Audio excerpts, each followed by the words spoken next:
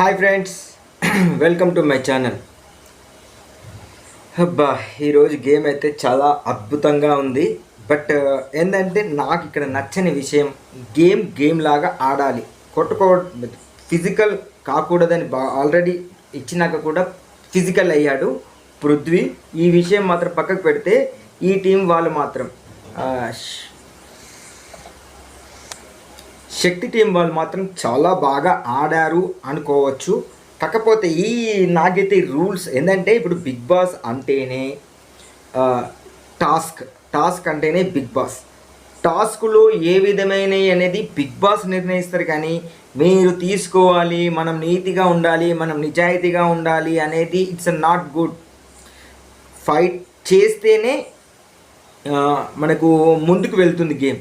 Fight చేయకుండా నాది నేను ఆడతా, నీది నువ్వు ఆడుకో అన్నప్పుడు వాళ్ళకు టీఆర్పీలు ఎట్లా వస్తాయి, గేమ్ ముందుకు ఎలా సాగుతుంది, ఇది మాత్రం అభికి అర్థం కాలేదు.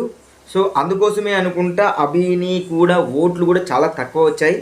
ఇప్పుడు ఒక చీఫ్గా నిజంగా కూడా ఫెయిల్యూర్ చీఫ్ అంటే ఖచ్చితంగా అభయ్ అని చెప్పుకోవచ్చు. ఎందుకంటే టీం మీద అది లేదు, పట్టు లేదు, నిజంగా కూడా పట్టలేదు. అంటే మళ్ళీ ప్లస్ వాళ్ళ కాంతారా టీంలో చాలా స్ట్రాంగ్ పర్సన్స్ ఉన్నారు, ఇద్దరు మగవాళ్ళు ఉన్నారు, ఇక్కడ ముగ్గురు మగవాళ్ళు ఉన్నారు. వీళ్ళు ముందు క్యాలిక్యులేషన్ చేసినట్లయితే వాళ్ళు ఏమనుకున్నారు, ఇద్దరే మగవాళ్ళు ఉన్నారు, మిగతా వాళ్ళందరూ కొంచెం స్ట్రాంగ్ ఉన్నారంటే ఇక్కడ విష్ణుప్రియ కూడా చాలా స్ట్రాంగ్ పర్సన్. ఇటు వీళ్ళ సైడ్ వస్తే ప్రేరణ కూడా చాలా స్ట్రాంగ్ పర్సన్ అని చెప్పుకోవచ్చు. ఎందుకంటే అభి కూడా స్ట్రాంగ్ పర్సన్. ఇంతమంది స్ట్రాంగ్ పర్సన్, ఇప్పుడు విష్ణుప్రియ అటు సైడ్ ఉంటుందేమో, సారీ, ఇప్పుడు అభి స్ట్రాంగ్ పర్సనే అనుకున్నారు, మణికంఠ తప్ప మిగతా వాళ్ళందరూ ఇంచుమించు స్ట్రాంగ్గానే ఆడారు. కానీ వాళ్ళు స్ట్రాటజికల్గా ఆడారు, ఎక్కడ కొట్టాలి, ఎట్లా కొట్టేయాలి అనేది ఒక స్ట్రాటజీస్గా వీళ్ళను మైండ్లను డైవర్ట్ చేసేసి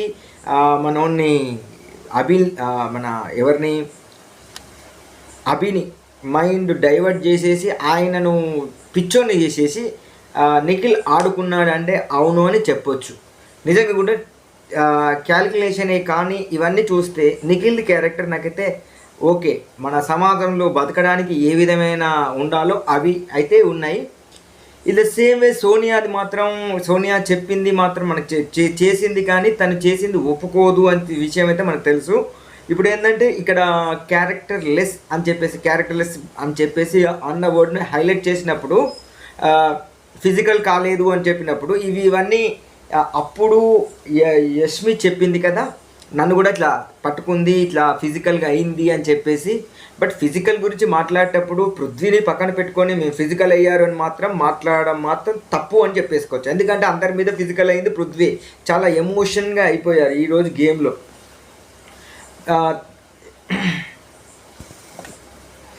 ఇది కొంచెం పోతున్న ముందు టాపిక్ అంటే ఇట్లా ఇవాళ జరిగిన దాని గురించి కొంచెం ఎమోషన్. తర్వాత ఏంటంటే ఫస్ట్ నిన్నటి నిన్న అయిపోయింది కదా, నిన్న నబిల్ను సంచాలకుగా పెట్టుకున్నప్పుడు ఏమైంది, ఇక సంచాలకుగా తను ఏంటంటే లీడ్ తీసుకొని కనీసం వీళ్ళకి ఏమైనా హెల్ప్ చేస్తాడా అంటే ఈయన కూడా నీతి నిజాయితీకి మారు పేరులా ఉన్నాడు అని అనిపించేసింది. ఇక నబిల్ అనేవాడు ఖచ్చితంగా ఇప్పుడు ఏంటంటే సోనియా ఖచ్చితంగా రాంగ్ ఆడింది అని అందరికీ తెలుసు. ఇక్కడ నబిల్ మాత్రం నీతిగా నిజాయితీగానే ఆడాడు అనిపిస్తుంది. అంటే సంచాలకుగా నీతిగా నిజాయితీగానే ఉన్నాడు అనిపించేసింది. ఎక్కడైతే మనం దాచిపెట్టుకోకూడదు ఇవన్నీ చెప్తుంటే బయాస్ అని చెప్పేసి వాళ్ళు మాట్లాడినా, కానీ మనము గేమ్ చూసిన ప్రకారం అయితే వాళ్లకు ఫేవర్గా మాత్రం ఎప్పుడు ఆడినట్టయితే కనపడలేదు. ఖచ్చితంగా సంచాలకుగానే ఉన్నాడు. అది రెండు దిక్కుల గేమ్ జరుగుతుంది, రెండు దిక్కుల కొట్లాటలు అయినప్పుడు ఒక సంచాలకుగా దాన్ని సజెషన్స్ మాత్రమే ఇవ్వగలుగుతారు, కానీ వాళ్ళపై మధ్యలో ఆపడం మాత్రం ఈయన చేయడు. ఆల్రెడీ నోటీస్ ఇస్తున్నాడు. కాకపోతే ఆ నోటీస్ ఇచ్చినప్పుడు మీరు కనుక ఫిజికల్ అయ్యేది ఉంటే ఇన్ని కట్ చేస్తా, మీ దాంట్లోకి వెళ్ళి ఇప్పుడు ఫిజికల్ పృథ్వీ అయ్యాడు కాబట్టి పృథ్వీకి 10 ఎక్స్ను నేను క్యాన్సిల్ చేస్తా, అటుపోయి కొట్లాడుతున్నాడు, ఎవరైతే అటుపోయి కొట్లాడుతున్నారని కంప్లైంట్ వచ్చిందనుకో, అది నేను చూసేది ఉంటే ఖచ్చితంగా 20 గుడ్లు కట్ చేస్తా అని చెప్పేసి ఒక సిస్టమేటిక్గా చేసి పడేసేది ఉంటే ఆ హక్కు ఉన్నది, సంచాలకుగా ఉంది. ఇది నా ఆలోచన ప్రకారం ఏంటంటే, ఇది నేను చెప్పినా కాబట్టి ఖచ్చితంగా చేసేస్తా, ఇది రూల్ చెప్పాను, మీరు ఫిజికల్ అయిన్లా సో 10 కట్, మీరు అక్కడికి వెళ్ళేసి దొంగతనం అంటే దొంగతనం చేసినప్పుడు చేతులతో కాకుండా బాడీతో ఆపుతున్నారా 20 కట్ అని చెప్పేది ఉంటే గేమ్ పర్ఫెక్ట్గా ఉండేది. వాళ్ళు ఫిజికల్గా ఆడుకున్నా కానీ కొంచెం అంటే కొంచెం హద్దులు దాటకుండానే ఉండేది అని నాకు అనిపించేసింది. ఇక తర్వాత ఏంటంటే ఇట్లా జరిగినప్పుడు ఏంటంటే నిన్న రెడ్ ఒకటి ఎగ్ బయటకు వచ్చి పడింది. ఆ రెడ్ ఎగ్గును తీసుకొని పోయి ఏం చేస్తారా అని చెప్పేసి నిన్నటి నుంచి నేను వెయిట్ చేస్తున్నాము. తర్వాత లాస్ట్ మూమెంట్లో వాళ్ళు తీసుకెళ్ళిపోయారు. కానీ అయితే అమ్మాయిల మీద కొంచెం మనోడు కొంచెం సీరియస్ అయిపోయాడు కదా, ఎవరు మన నిఖిల్. అయితే అభి చెప్తున్నాడు, యాజ్ ఎ ఫ్రెండ్గా నీకు చెప్తున్నాను రా, నీకు అంటే అట్లా చెప్తున్నాడని చెప్తున్నాను అంతేగాని యాజ్ ఎ ఫ్రెండ్గా నీకు చెప్తున్నాను ఏంటంటే, నువ్వు అమ్మాయిలు ఏదైనా ఉంటే కొంచెం నువ్వు కూడా నోరు అదుపులో పెట్టుకో, నువ్వు ఫిజికల్ కాకు, అది ఎక్కడికో దారి తీస్తుంది అని చెప్పేసి ఒక నీతి వాక్యం అయితే చెప్పాడు. సో ఇది కరెక్ట్ అనిపించింది. బట్ గేమ్లో ఎంతవరకు లేడీ కార్డ్ పాడొచ్చు అనేది మీరే చెప్పాలి, కింద కామెంట్ చేసేయండి. నాకైతే అది కరెక్ట్ కాదనిపించింది. కాకపోతే ఫిజికల్ కావచ్చు కానీ తను దాని హద్దుల్లో ఉండాలి అనేది మాత్రం ఓకే. కానీ నువ్వు ఫిజికల్ కాకూడదు, దాన్ని అక్కడికే వదిలేయి, ఇలా చెప్పడం అయితే కరెక్ట్ కాదనిపించింది. ఇది బిగ్ బాస్ యొక్క రూల్స్కు వ్యతిరేకమనే చెప్పాలి. ఎందుకంటే అక్కడ జెండర్ డిస్క్రిమినేషన్ ఉండదు, ఇంకా ఏది కూడా ఎటువంటి డిస్క్రిమినేషన్ లేదు, అందరు సమానం అని బతికేటట్టు ఉంటుంది.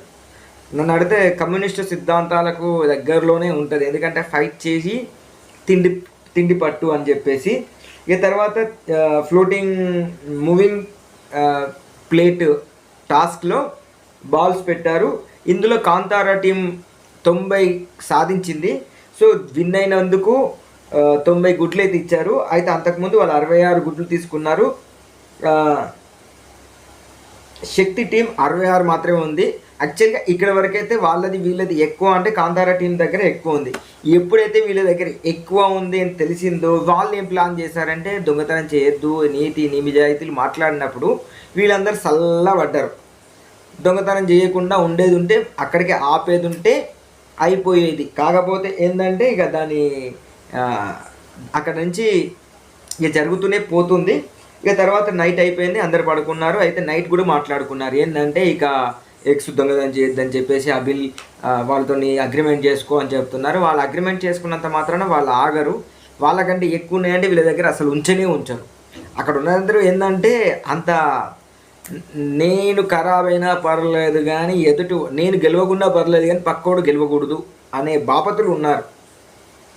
అసలు మనం గెలవాలి అనుకోవడం తప్పు కాదు, కానీ పక్కవాడిని గెలవకుండా చెయ్యాలి అనేదే తప్పు అనేది నా ఉద్దేశం.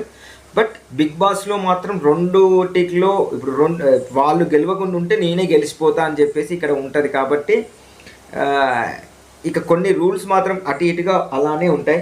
తర్వాత ఇక కిచెన్కు మళ్ళీ కొత్త రూల్స్ పెట్టేశాడు బిగ్ బాస్. దానికి అభికి చాలా మండింది. ఏంటంటే పస్తులు ఉండడానికి టాస్క్లు పెడుతున్నారా లేకపోతే వండుకోవడానికి టాస్క్లు పెడుతున్నారా అని. ఈ టాస్క్లు ఏంటంటే ఇప్పుడు వాళ్ళు నిన్న కొంచెం మ్యూచువల్ అండర్స్టాండ్ చేసుకోండి, 2 గ్యాసులు మీరు వాడుకోండి, 2 గ్యాసులు మేము వాడుకుంటాం అని చెప్పేస్తే ఆ టైంలో 2 అవర్స్లో 2 టీంలు ఒకసారి అయిపోయినాయి. సో అక్కడ టైం మిగిలిపోతుంది కాబట్టి ఇక నెక్స్ట్ డేకి మళ్ళీ ప్రాబ్లం అవుతుంది. కాబట్టి ఏంటంటే ఇప్పుడు ఏం చెప్తున్నారంటే, ముగ్గురే ఉండాలి కిచెన్లో, కూరగాయ కట్ చేసేది కూడా లెక్కనే. ఇంకా తర్వాత గ్యాస్ ఇప్పుడు మళ్ళీ ప్లస్ ఒకరు చేసుకున్న తర్వాత ఇంకొకరు చేసుకోవాలి. సో నిన్న ఏంటంటే 2 అవర్స్లో 2 టీంలు అయిపోయినాయి. ఈరోజు 3 అవర్స్ పట్టింది. సో బిగ్ బాస్ కూడా వీళ్ళతోనే ఆడుకుంటున్నారు. ఈ సాటర్డే అంటే ఇంకొక 2 రోజులు ఉండదు కదా, తర్వాత మళ్ళీ అది పెంచుతారా తగ్గిస్తారా అనేది చూడాలి. వీక్లీ ఇంత అనేది అయితే ఉండొచ్చు మేబీ. అయితే రెడ్ ఇక నిన్న రెడ్ పడింది కదా, ఆ రెడ్ను ఈరోజు ప్రొద్దున్నే మన ఎవరు నిఖిల్ చూశాడు. బట్ తీసుకోవాలా వద్దా అంటే ఖచ్చితంగా తీసుకోవాలని చెప్పేసి ఆ టీం సభ్యులు నిర్ణయించుకొని ఆ ఎగ్గును తీసుకొని లోపల దాచిపెట్టుకున్నారు. అయితే అది దొరికినాక దాని గురించి డిస్కషన్ కూడా చాలా జరిగింది. ఏంటంటే అది తీసుకోవాలా వద్దా, ఒకవేళ తీసుకుంటే అది నెగిటివ్ పాయింట్ అవుతుందా పాజిటివ్ అయిపోతుందా, రెడ్ కలర్ ఉంది కదా డేంజర్ అవుతుందా, లేకపోతే పవర్ కూడా రెడ్ కలరే యూజ్ చేస్తారు కాబట్టి ఒక పవర్ ఇచ్చేసి ఆ పవర్ ద్వారా వాళ్ళ దగ్గర ఉన్న ఎగ్స్ కూడా మనం తీసుకోవచ్చా, ఈ విధమైన డిస్కషన్ జరిగి అయితే పాజిటివ్ వస్తే మా దగ్గర, నెగిటివ్ వస్తే వాళ్ళ దగ్గర అని చెప్పేసి వీళ్ళు మాట్లాడుకుంటున్నారు. బిగ్ బాస్ అలాంటి ఛాన్స్లు ఎందుకు ఇస్తారో వీళ్ళకి అర్థం కావట్లే. ఎవరి దగ్గర ఉందని ముందు నిర్ణయించుకొని వాళ్ళు చూపించినాక దాని గురించి చెప్తారు కదా బిగ్ బాసు. మరి మీరు వీళ్ళు ఎట్లా ముందే అవుతుంది అని చెప్పేసి ఎక్స్పెక్ట్ చేస్తున్నారు. ఇక తర్వాత గేమ్ స్టార్ట్ అయిపోయింది. గేమ్ స్టార్ట్ అయిన కాడ నుంచి గొడవలు. ఫస్ట్ ఏంటంటే ఒకరిదొకరు దొంగతనం చేసుకోవద్దని రూల్స్ అండ్ రెగ్యులేషన్స్ పెట్టుకున్నారు. కానీ రూల్స్ను బ్రేక్ చేసింది కాంతారా టీమే. సో కాంతారా టీం శక్తి టీం బ్రేక్ చేశారు. దానికి కాంతారా అది చేశారు. మళ్ళీ అభికి ఏంటంటే ఇక నేను ఒక మాట వింటే ఆ మాట నేను నిలబడతాన బాపతి. సో అలాంటి పర్సన్ బిగ్ బాస్కు పనికి రాడు అని నా ఉద్దేశం. సో ఆయన క్లాన్ను గెలిపించుకోవడానికి ఎటువంటి ప్రయత్నాలు చేయలేదు. మణికంఠ మాట్లాడింది కరెక్ట్. మణికంఠకు అంత ప్రాబ్లం వచ్చినా కింద పడేసి మెడికల్ రూమ్కి పోవాల్సి వచ్చినా కానీ గేమ్ ఆడడానికి రెడీగా ఉన్నాడు. బట్ దాన్ని కాపాడడానికి ఇక్కడ అభి కరెక్ట్గా లేడు అనిపించింది. అంటే వీళ్ళందరూ కష్టపడి అవి తీసుకొస్తుంటే అవి పోగొట్టేస్తున్నాడు. సో అభి పోగొడుతుంటే పోతే పోని గివప్ ఇస్తున్నాడు. గివప్ ఇవ్వడం వల్ల గెలుపు దగ్గరికి రాదు. గివప్ ఇస్తే లూజర్స్ అయిపోతారు అని ఎందుకు తెలుసుకోలేకపోతున్నాడు. కనీసం ఏంటంటే దాన్ని డిఫెన్స్ అయినా చేసుకోవట్లేదు. డిఫెన్స్ చేసుకునేది ఉంటే ఖచ్చితంగా ఆ గేమ్ వీళ్ళు గెలిచేవాళ్ళు. వాళ్ళు కొత్త తెచ్చుకోకుండా కానీ పాతవి కాపాడుకునేది ఉంటే అయిపోయేది ఉండే. ఇక గొడవ పెద్దదైపోయి ఒకరిదొకరు తీసి పక్కకు పడేసుకున్నంత వరకు వచ్చింది. బట్ నోటి దూల వలన ప్రేరణ నోరు జారింది. ఏం జారింది? విష్ణువుని ఏమన్నది క్యారెక్టర్ లెస్ అని చెప్పేసి మాట్లాడింది. సో క్యారెక్టర్ లెస్ అని మాట్లాడడం మాత్రం ఇది తప్పు అని నా ఉద్దేశం.